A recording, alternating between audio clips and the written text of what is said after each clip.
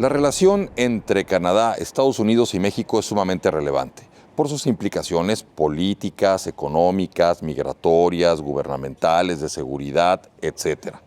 La Universidad de California en San Diego, a través del Centro de Estudios México-Estados Unidos, organizó un foro donde el equipo de trabajo de este centro, liderado por Rafael Fernández de Castro, ensambló una serie de pensadores, de analistas que permitieron establecer una ruta sobre la relación México-Estados Unidos. Las cámaras de Aldea Financiera pudieron estar presentes en este foro que se llevó a cabo en La Joya, en California, en un escenario sumamente bonito. Estuvimos entrevistando personalidades como José Antonio Meade, que es parte del consejo de este centro tan relevante. También entrevistamos a Anne McLellan. Ella fue primer ministro de Canadá. Entrevistamos a personalidades como Sofía Ramírez y otras tantas que permitieron establecer una ruta y opiniones muy relevantes para todos los trabajos de este foro. Aldea Financiera estuvo presente y preparó este programa especial para ti, de manera que puedas establecer también tus propias rutas, tus propios criterios y tomar decisiones con relación al futuro de la relación México-Estados Unidos, con la esperanza de que sea de utilidad para tu empresa, para tus objetivos personales y sobre todo para el fortalecimiento de esta relación tan relevante que tenemos, derivado de los vínculos comerciales y otros tantos entre Canadá, México y Estados Unidos. Aquí te dejo este programa especial para ti, exclusivo de Aldea Financiera.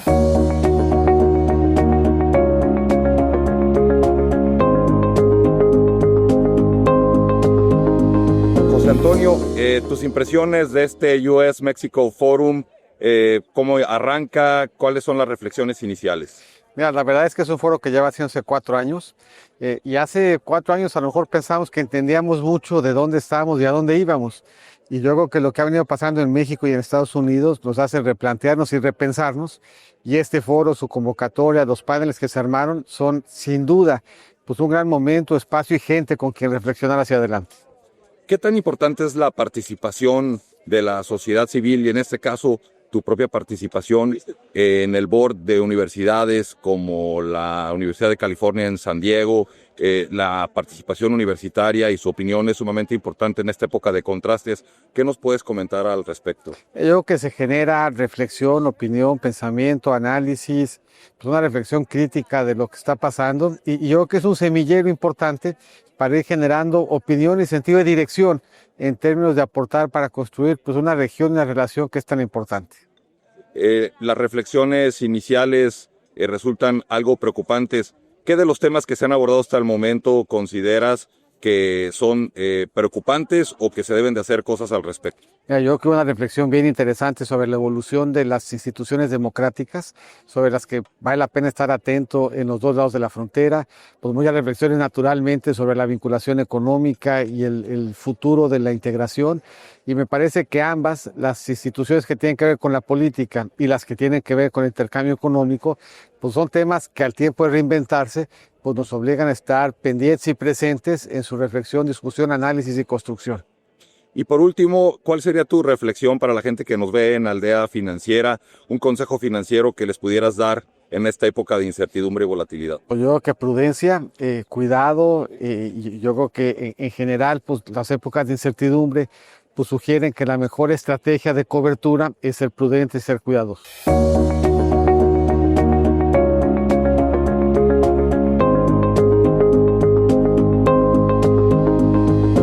We are here with Anne McLellan. She is former Deputy Prime Minister of Canada, and we are in the US-Mexico Forum. Thank you for being with us in this interview. The first question will be, what are your insights of this important event? The US-Mexico Forum is gathering for, it's a think tank, and what are your insights from what is happening until now? I think this forum is very important. This is the 4th year, as I understand it, for this annual gathering, which is largely focused on the United States and Mexico and that important relationship. But the organizers have invited a handful of Canadians to come, and I'm honored to be here as one of the few Canadians talking talking about the North American relationship.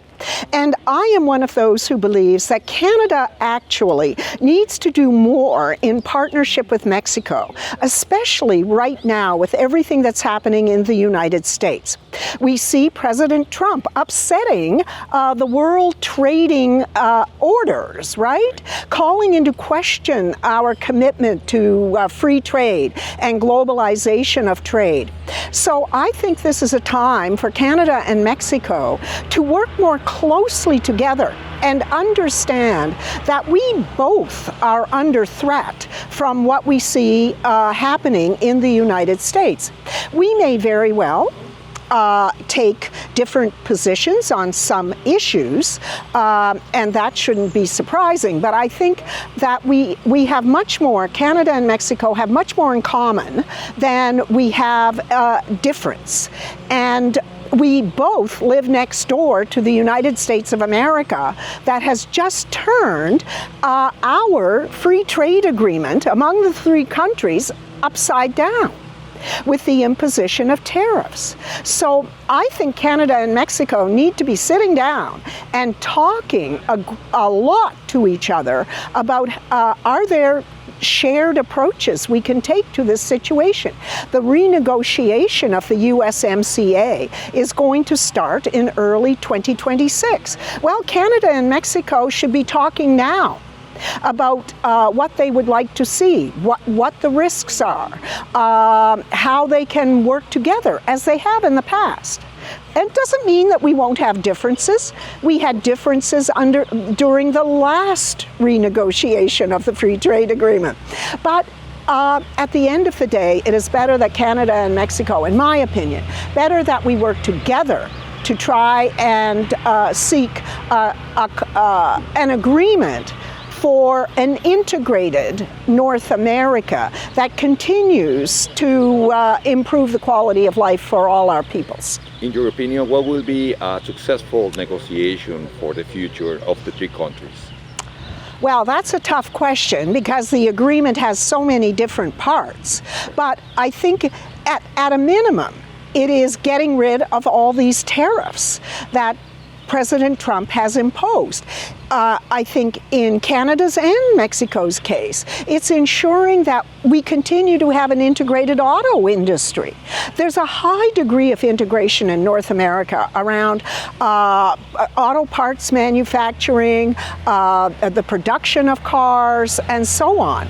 I would hope that we're able to continue and even further the degree of integration in an important sector to all three countries, the auto industry.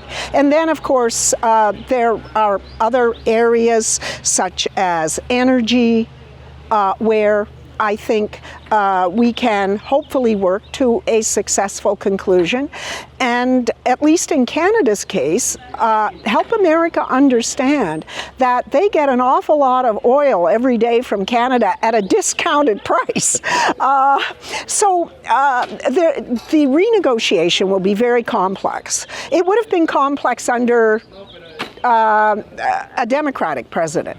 It is just 100 times more complex with Donald Trump in the White House. But I'm hoping for a successful conclusion of that, the renegotiation of the trade agreement, so that we can continue to see these three countries work together and grow together.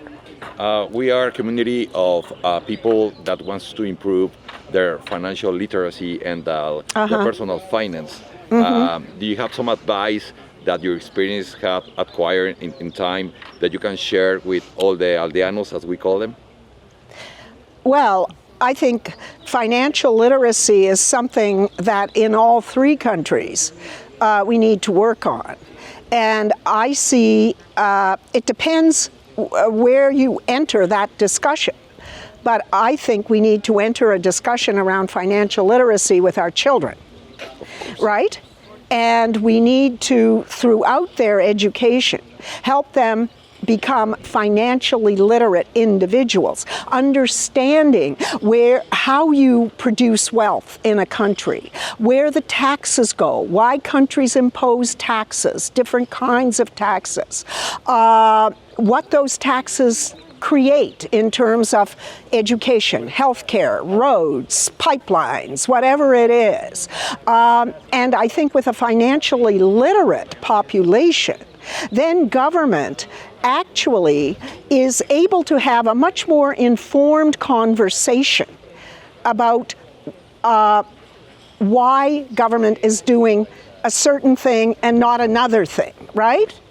But without financial literacy, people don't understand why they should support their government. They don't understand why the government imposes taxes, why, so that I think financial literacy is key to the prosperity and well-being of any society.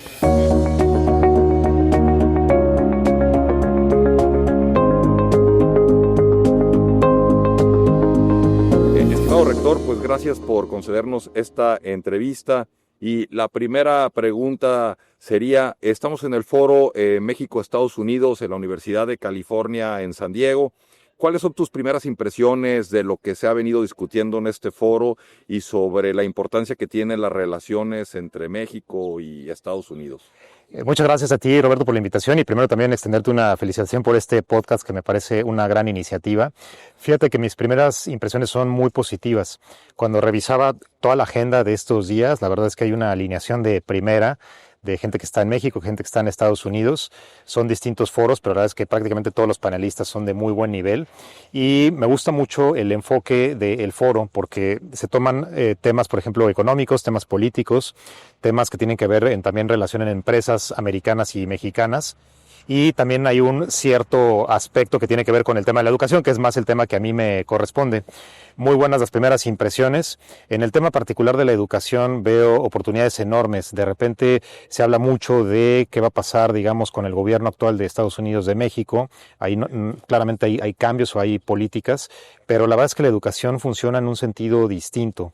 La educación tiene objetivos de corto plazo, pero también de largo plazo. Y en ese aspecto la relación entre México y Estados Unidos ha sido muy buena. Hay muy buena relación de universidades mexicanas con americanas. Está aumentando también el tema de la movilidad. Eso es contraintuitivo, pero así resulta.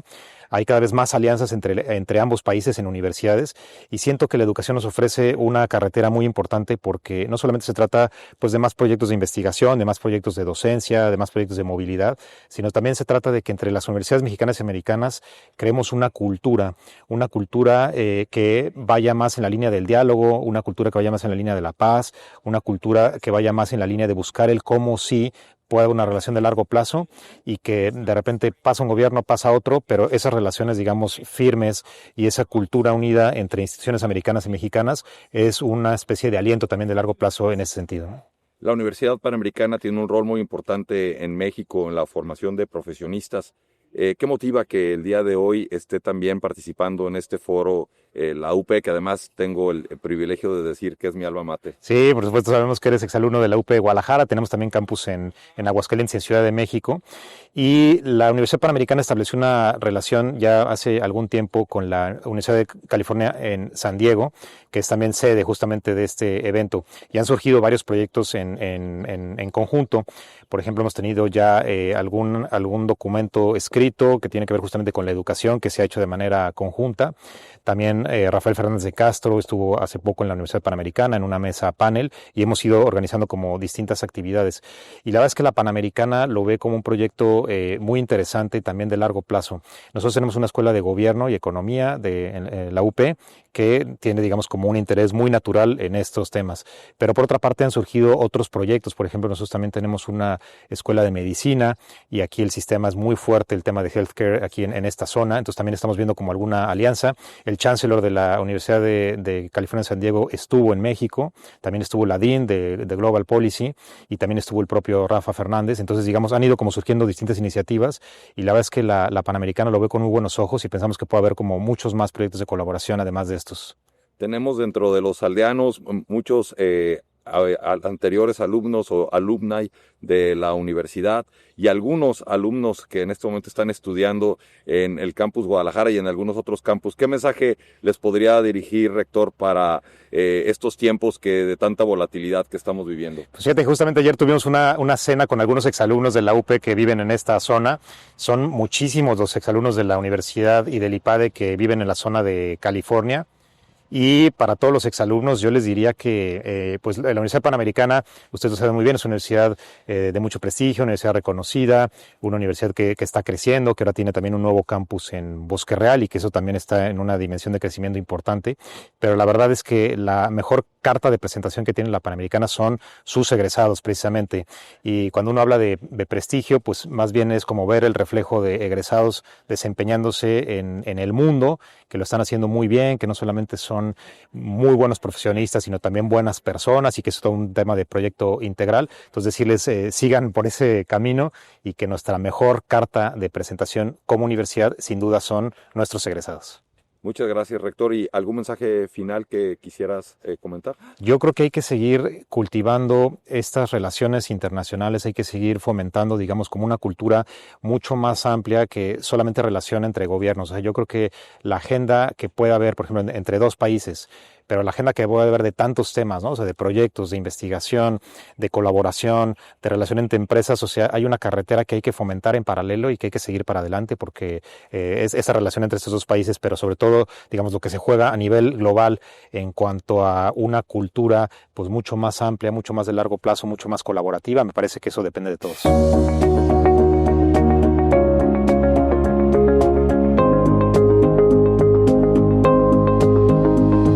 Sofía, muchas gracias por esta entrevista con Aldea Financiera y preguntarte cómo ha sido el foro, cuáles son tus reflexiones hasta el momento de lo que se ha venido diciendo. Pues en este foro tan interesante que además aglutina a personajes de la talla de ex candidatos presidenciales, exfuncionarios de primera línea en Canadá y en Estados Unidos, así como funcionarios en activo, mundo empresarial, creo que lo más relevante ha sido la discusión alrededor de cuál es el futuro de la relación trilateral México, Estados Unidos y Canadá. Y al final del día, la mayor interrogante es si este tratado que hoy tenemos como TEMEC va a sobrevivir la administración Trump y cuánto tiempo la va a sobrevivir. Me parece que ha habido dos perspectivas. La primera, la más pesimista, que dice posiblemente esto acabe en una relación de tratados bilaterales, aunque por supuesto la relación comercial trilateral es indudable y seguirá ahí.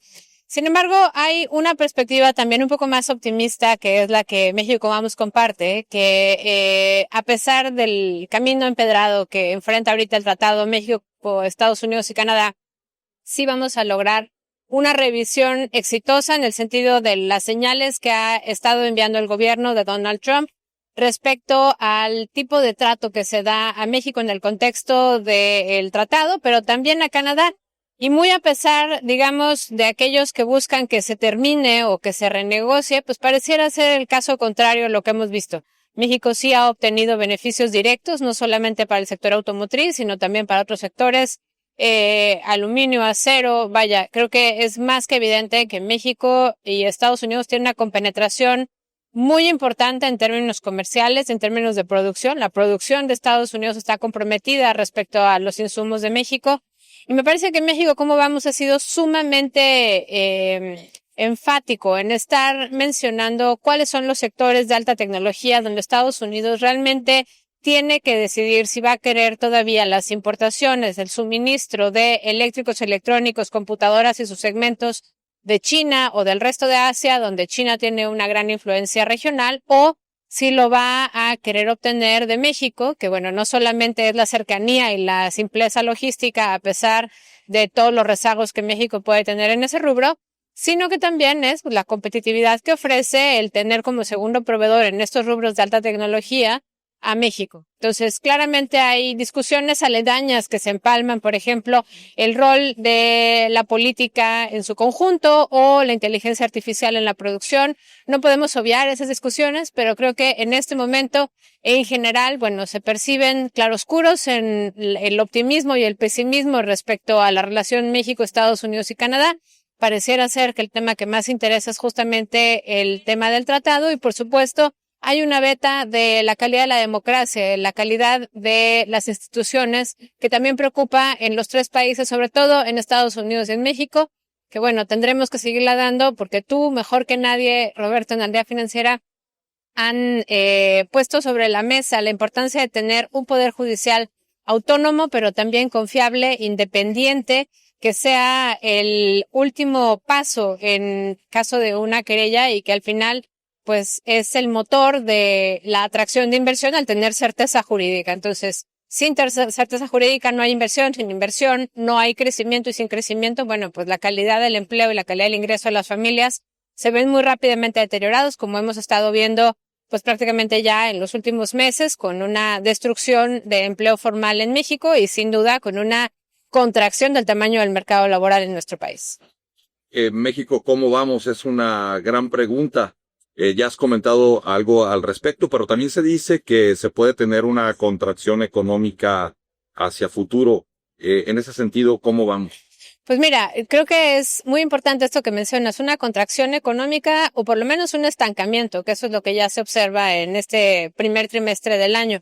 Por supuesto que con las cifras revisadas, observadas, que se publiquen por parte del INEGI respecto al PIB, y habrá que ver los componentes al interior de la demanda agregada, el consumo, la inversión y todos esos grandes motores de la economía. Bueno, pues creo que hay que transformar la discusión en cómo le hacemos para reactivar la economía, más allá de la contracción o la ralentización o el estancamiento. Claramente no estamos creciendo al nivel de nuestro potencial, claramente estamos quedándole a deber a quienes se integran, incorporan al mercado laboral respecto a la creación de empleo de calidad. Y bueno, pues ciertamente si lo que queremos es una prosperidad compartida, primero tenemos que pensar cómo vamos a crear esa prosperidad.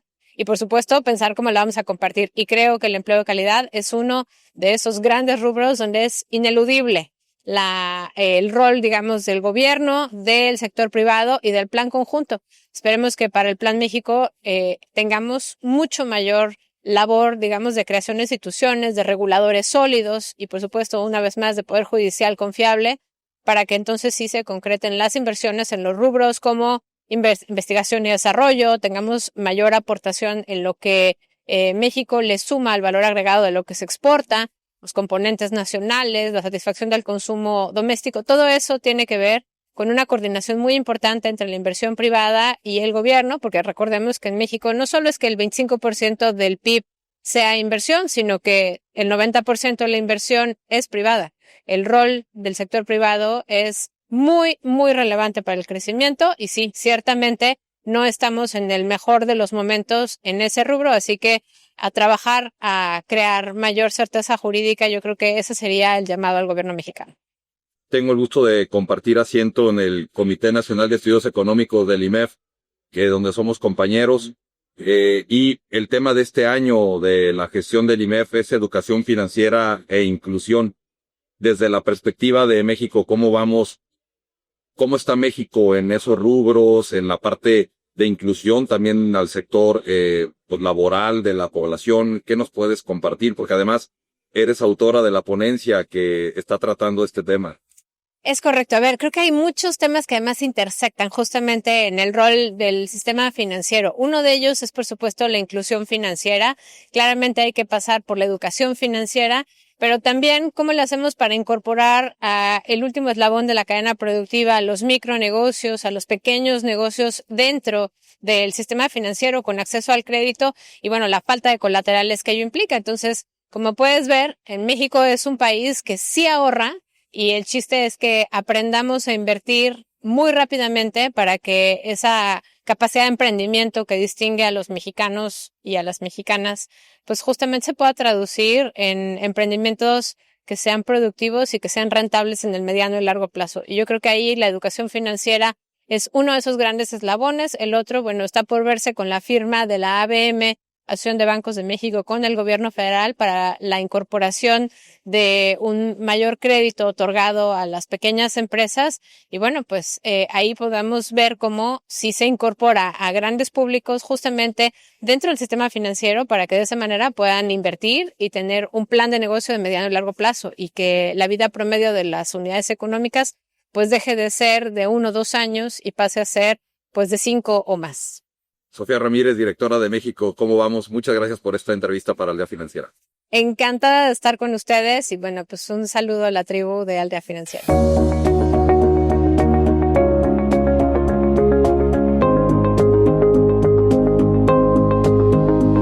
Muchas gracias por la oportunidad de la entrevista y pues preguntarte cuál ha sido tu experiencia en este foro, cuáles han sido los mensajes que más te han llamado la atención y sobre todo cómo ves la relación bilateral entre México y Estados Unidos. Mira, la verdad es que venir a este foro siempre es un privilegio porque te encuentras representantes del sector público, del sector privado, del sector académico y especialistas no solo de México y Estados Unidos, sino regionales e incluso con una perspectiva mundial. Hoy no se puede ver la relación de México y Estados Unidos únicamente entre nosotros dos. Hay que considerar lo que está pasando, las oportunidades, los retos que muchas veces llegan del exterior.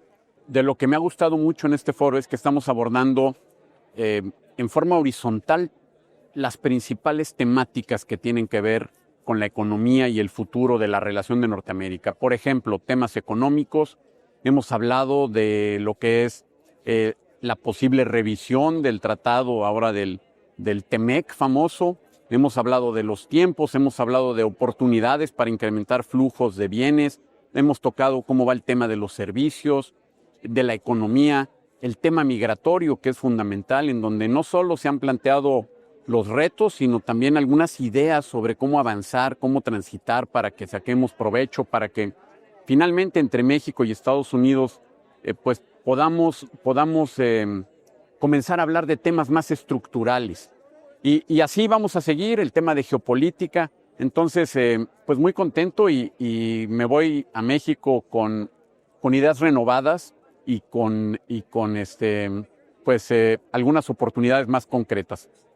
Una de las grandes preguntas que se han hecho durante el foro es si la gente está optimista o pesimista con relación hacia futuro en la relación de México y Estados Unidos.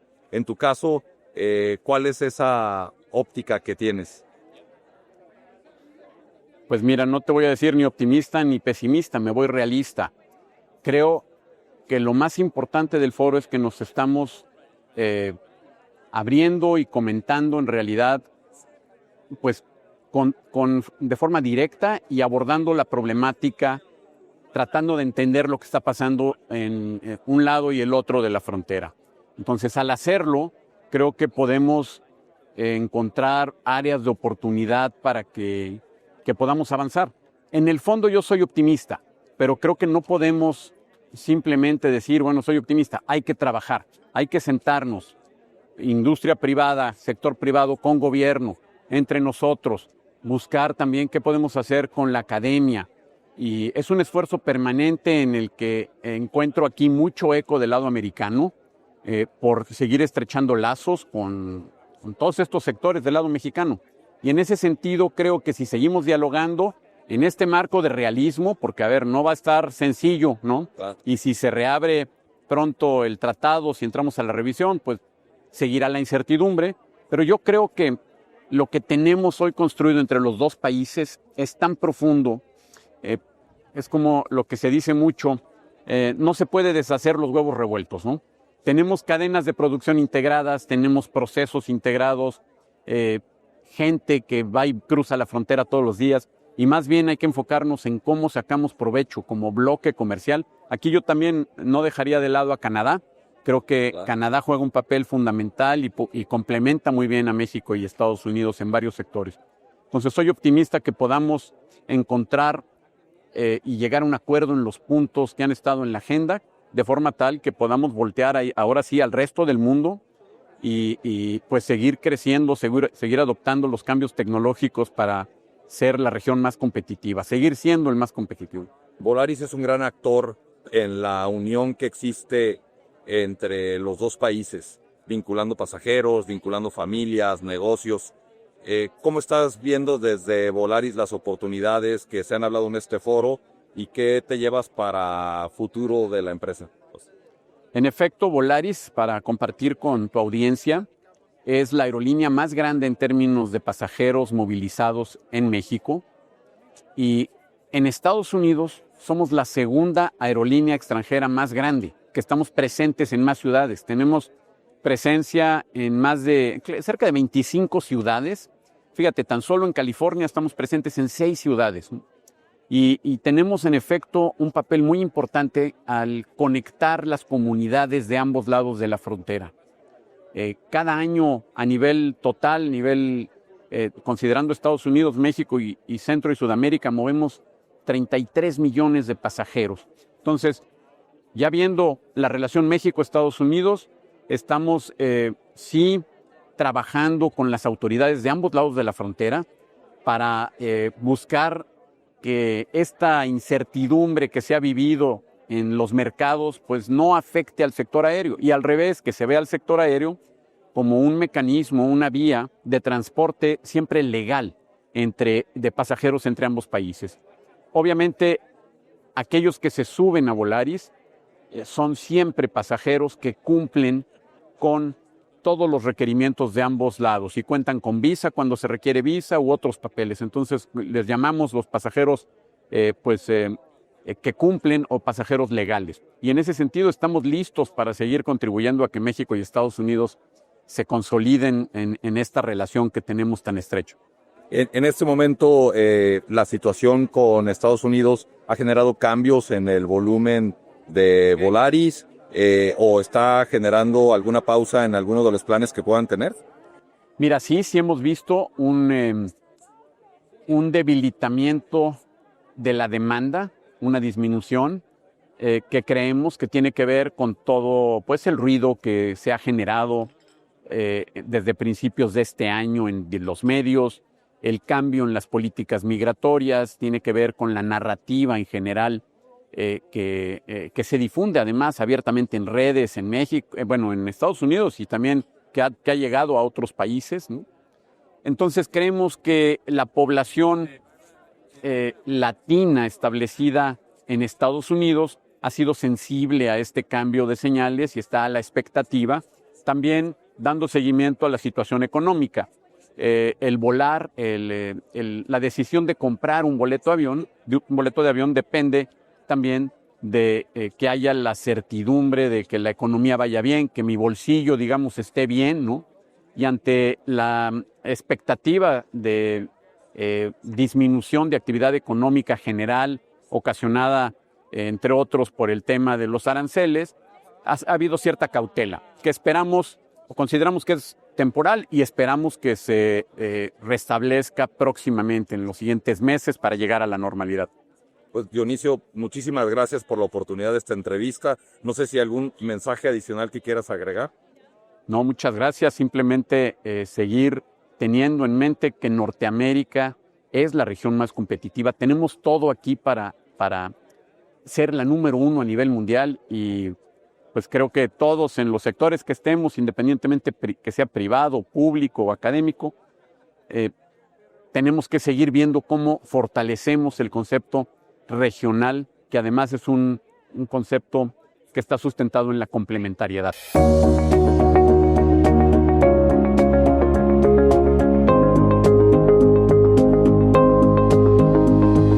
Y bueno, pues para concluir los trabajos del US Mexico Forum, nos encontramos con y nada menos que el director del Centro de Estudios México-Estados Unidos de la Universidad de California en San Diego, con Rafael Fernández de Castro.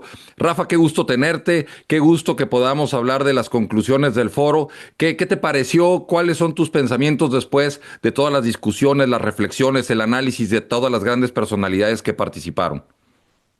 Gracias, Roberto. Me da mucho gusto estar contigo y poder justamente compartir con quien te escucha pues las reflexiones que hicimos en este foro. Mira, este es el cuarto foro que hacemos todos los años. Hacemos una verdadera celebración de la relación México-Estados Unidos. Traemos lo que pensamos unas de las mejores mentes de ambos países para abordar los temas más importantes: la migración, la frontera, la energía, el comercio, desde luego, la revisión del TEMEC, la geopolítica bajo Trump 2.0, etcétera, etcétera.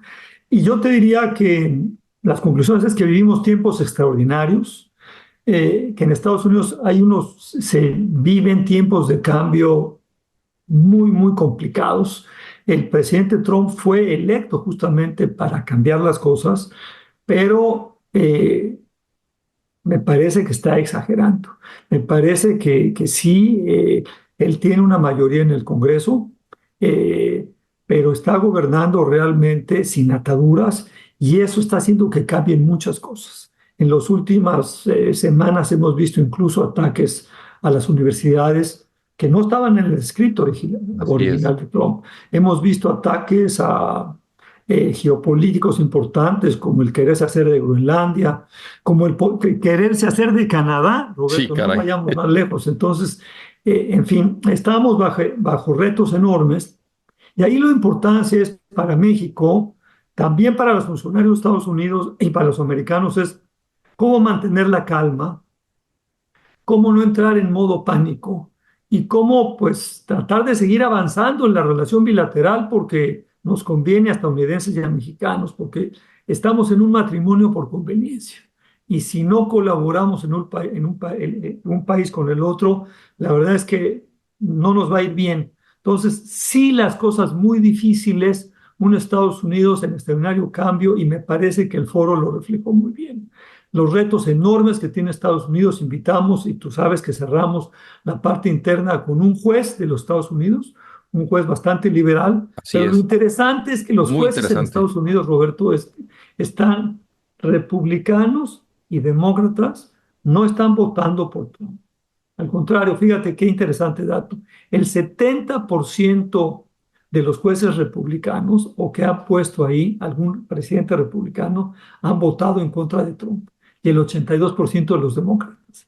Es decir, los jueces están haciendo su chamba independientemente de si sean demócratas o de si sean republicanos. Y aquí lo interesante es que a diferencia del poder legislativo de los diputados y los senadores, los jueces están menos politizados y sí están funcionando como un contrapeso a las ambiciones y a los excesos del trumpismo 2.0.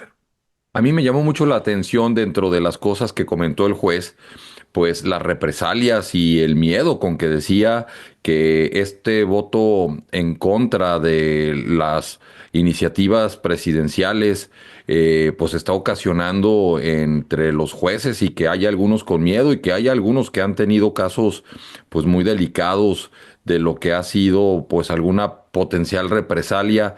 Esto contrapeso que representa el poder judicial, ¿cómo lo ves desde esa óptica? ¿Crees que seguirá este tema en los Estados Unidos o tiene el riesgo que también vaya disminuyendo en el tiempo? Mira, aquí hay varias cosas, ¿no? Es una pregunta difícil y entonces la respuesta no va a ser fácil, pero ahí te voy. Claro. Por un lado, me parece, digamos, hay que esperar a que llegue un caso a la Suprema Corte de Justicia o que lleguen 2 o 3 casos y a ver cómo responde la Suprema Corte. Porque es una Suprema Corte que tiene mayoría republicana, aunque, digamos, la gente está especulando que no necesariamente va a votar por Trump. Habría que verlo, habría que verlo. Esto va a ser como uno de los, va a ser muy importante, va a ser emblemático cuando tengan que tomar decisiones la Suprema Corte sobre estos casos de Trump o de los abusos de poder de Trump.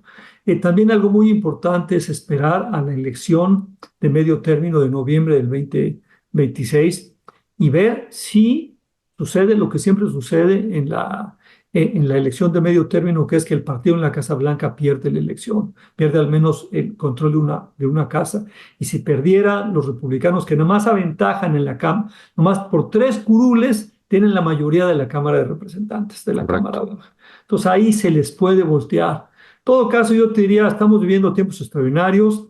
Fue fascinante escuchar esto y yo creo que los jueces no se están doblando, los jueces están superando, yo te diría, las expectativas. Ahora, también lo que hay que decir, y se dijo en el foro, es que finalmente los jueces no tienen capacidad de morder, no tienen, o sea, no tienen capacidad de acción. Ese es el Departamento de Justicia. Y en Correcto. última instancia, la pregunta, fíjate nada más qué terrible que nos estamos haciendo, y se hizo en el foro, es ¿qué va a pasar con los militares? Porque el presidente Trump es el jefe justamente de las Fuerzas Armadas y lo que se dijo en el foro, Escalofriante eso, ¿no? lo que se dijo en el foro y lo dijo tanto Bárbara Walter, que es una profesora de nosotros, como también este profesor Steve Levinsky de la Universidad de Harvard, ambos coincidieron en que el ejército de Estados Unidos tiene un juramento a la Constitución, no al presidente de los Estados Unidos, y que creen que en última instancia los militares no van a apoyar al presidente Trump si sienten que está yendo en contra de la Constitución. Entonces, con esa nota optimista hay que quedarnos Correcto. al final del foro, es decir, Trump no tiene todas consigo, va a intentar reelegirse en 2028 y no va a poder, pero lo que sí es que va a ser digamos, una especie de montaña rusa los próximos 3 años y medio que quedan de Trump, y entre más tiempo Trump esté en la Casa Blanca, más perjudicial y dañino va a ser su segundo cuatrienio. Oye, Rafa, ¿y cuál es tu lectura? Y es una pregunta obligada, me parece, tu lectura de lo que fue el proceso electoral de México este pasado domingo. Pues mira, México está muy dividido y estamos oyendo nuevamente toda la, yo te diría, toda la comentocracia está muy en contra de la reforma judicial, no le ve nada bueno. Sin embargo, la 4T está muy contenta con lo que pasó, hubo una sorpresa en quién va a quedar, digamos, como el presidente de la Suprema Corte de Justicia. Entonces, yo te diría que no es bueno para la relación bilateral porque crea incertidumbre y puede ser un punto de disputa en la revisión del Tratado México-Estados Unidos-Canadá de libre comercio que tendremos el año que entra. Entonces, yo te diría, añade a las dificultades bilaterales y a esta revisión, esta reforma judicial, Roberto, pero no quiero pronunciarme muy fuerte porque siento un México muy dividido y porque he escuchado pocos analistas tratando pues de ser moderados y de tratar de entender que la ciudadanía mexicana quería un cambio en el judicial. El cambio ya se dio, probablemente no el que se necesitaba, pero sí había una petición ciudadana de un cambio en el sistema judicial mexicano. Para el Centro de Estudios México-Estados Unidos, ¿qué sigue después del foro? ¿Qué pasos ves hacia futuro que se tienen que dar para seguir buscando esa vinculación entre México, entre Estados Unidos y seguir creciendo los lazos y las oportunidades de negocio, migratorias y culturales? Yo te diría, el trumpismo 2.0 nos obliga a trabajar durísimo, a buscar oportunidades y a asegurarnos que hacemos bien nuestra chamba, y nuestra chamba es abrir espacios y facilitar los procesos de integración entre México y Estados Unidos, porque yo estoy convencido, he sido un estudioso de la relación México-Estados Unidos durante los últimos 4 años, que tenemos que profundizar la cooperación y profundizar la integración, porque es en el beneficio de los mexicanos, de las mexicanas y de las estadounidenses y los estadounidenses. Así es que a darle con todo, Roberto. Felicidades por eso, felicidades por el foro, felicidades a tu equipo y que sigan los éxitos y que sigan acumulando estos éxitos en los objetivos que se plantean, porque hacen mucho bien para México y los Estados Unidos, Rafa. De verdad, muchas felicidades. Te agradezco mucho el espacio y te mando un abrazo. Un abrazo.